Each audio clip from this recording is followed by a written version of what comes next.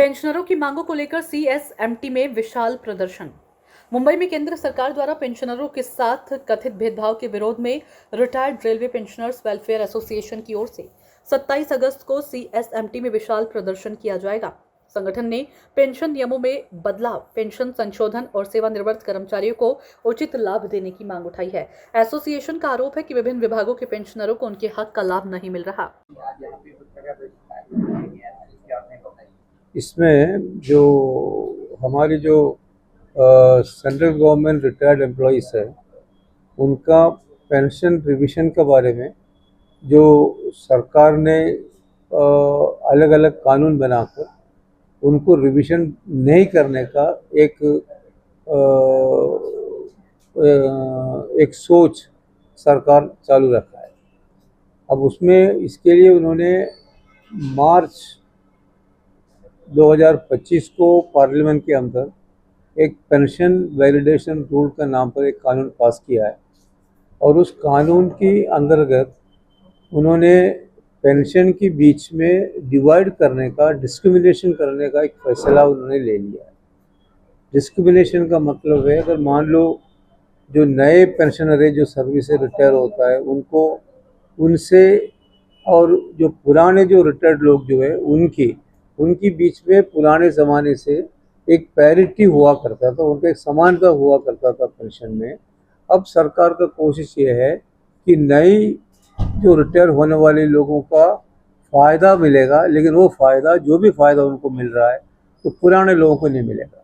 मतलब इस तरीके से पेंशनर्स के अंदर एक भेदभाव करने का एक काम सरकार की तरफ से हो रहा है।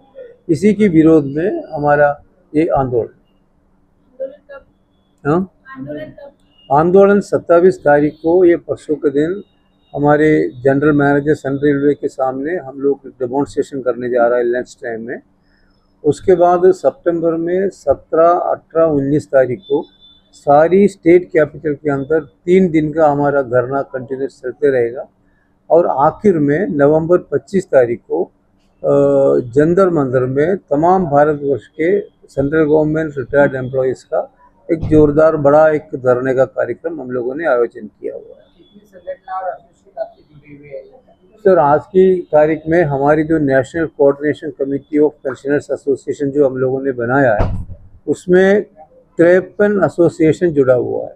53 एसोसिएशंस मिलकर हम लोगों ने ये NCCPA का गठन किया हुआ है और ये सारी लोग इस मूवमेंट में इन्वॉल्व रहेगा, उनका भागीदारी रहेगा। हाँ।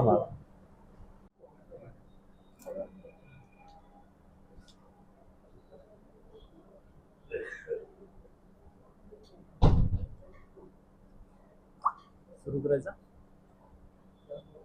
आज जो आहे तुमच्या केंद्र सरकारच्या कोणत्या पेन्शनरी विरोधी नीत्या आहेत त्या संदर्भात काय सांगाल आणि तुमचं जे आंदोलन आहे ते कधी आंदोलन त्याबद्दल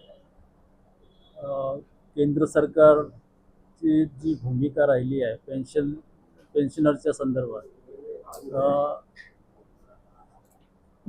त्या विरोधामध्ये संपूर्ण देशभरामध्ये पेन्शनर्सच्या संघटना आंदोलनाच्या पवित्र्यामध्ये आता उतरलेल्या आहेत। एकतर गेल्या बजेट अर्थसंकल्पाच्या वेळेला केंद्र सरकारने पेन्शन व्हॅलिडेशन ॲक्ट आधी जो 1972चा पेन्शन अधिनियम होता त्याला जोडून व्हॅलिडेशन ॲक्ट नावाचा एक आणखी एक कायदा संसदेमध्ये पास करण्यात आला आहे आणि तो जो कायदा आहे तो पूर्णतः पेन्शनर्समध्ये भेदभाव करणारा आहे आणि जुने पेन्शनर्स, नवीन पेन्शनर्स असं विभाजन पेन्शनर्समध्ये करून त्यांच्यामध्ये भेदभाव केला जाणारा हा कायदा आहे आणि त्याचा विरोध करण्यासाठी देशभरातील सगळ्या पेन्शनर संघटना आता एकवटल्या आहेत। ऑल इंडिया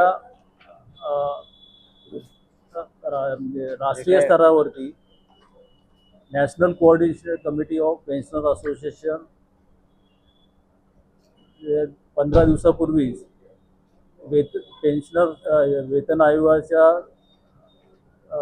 वेतन आयोगाच्या टीमसोबत त्यांनी मीटिंग घेतली। त्यावेळेस वेतन आयोगातर्फे स्पष्टपणे सांगण्यात आलेलं आहे की केंद्र सरकारने जे टर्म्स ऑफ रेफरन्स वेतन आयोगाकडे सुपूर्द केलेलं आहे त्याच्यामध्ये